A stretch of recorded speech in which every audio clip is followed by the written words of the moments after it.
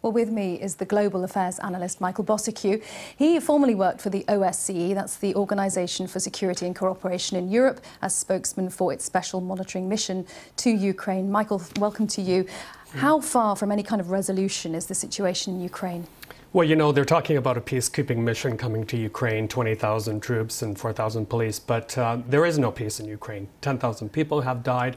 The daily explosions go into the thousands on some days, and there's a lot of displacement of people. It's a very, very violent scene. Now, by now we would have thought Minsk Accords have been in action for so long that some of those steps would have been applied. And the main one, of course, is the withdrawal of heavy weapons.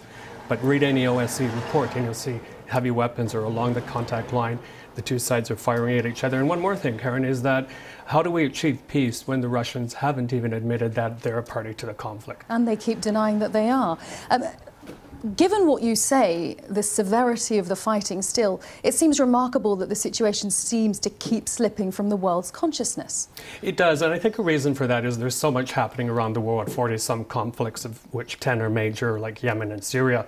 So, and another reason I think is that foreign journalists, including your own BBC correspondent in Kiev, is not able to go across the contact line or near it to report on what's going on. So, in today's world, without images and interviews, things like that, it's very, very difficult to get a grip on things right in the middle of the conflict zone. We have talked before about the toll that this is still taking on civilians who are living right in the middle of all this.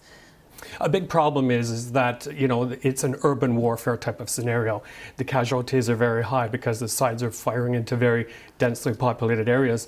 Another thing, a big setback, is that the Ukrainian mobile phone services have been cut off in the conflict zone, and the rebel side has introduced their own Russian service. So, for example, now people can't even get notifications of social payments from the Ukrainian side. Very tough on them.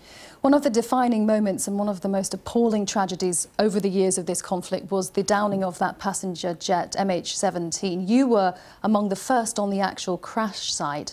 You were heavily involved in the aftermath. What is the situation any nearer to getting any kind of justice? The last thing we really heard is that the Joint Investigation Team, which has done incredible work in terms of identifying what has happened, has identified about 100 people of interest. So the next step, of course, will be to name them and to, bring them to justice. I spoke to families today here in the United Kingdom and the Netherlands, and they said they used the word "we're impatient" because we want this trial to go ahead in the Netherlands. But the problem is, Karin, is that it's very unlikely, because most of the suspects are Russian, very unlikely that Russia will extradite them for trial. And remind us of the conclusion of investigators. What exactly brought down this jet? A Buk missile brought it down, and it wasn't only the investigative work of the investigators, but also people like Bellingcat, the journalism organization.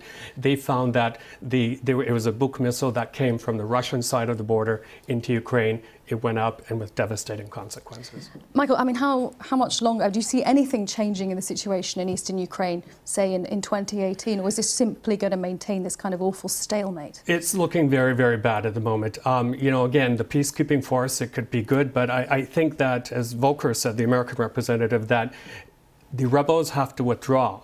There has to be peace, and then a peacekeeping mission can come in to make this transition happen, to make elections happen, things like that. But at the moment, the violence is so intense right now that there's very, very little hope that it could end anytime soon. Michael, thank you very much. Michael Bociurkiw, thank you for coming in.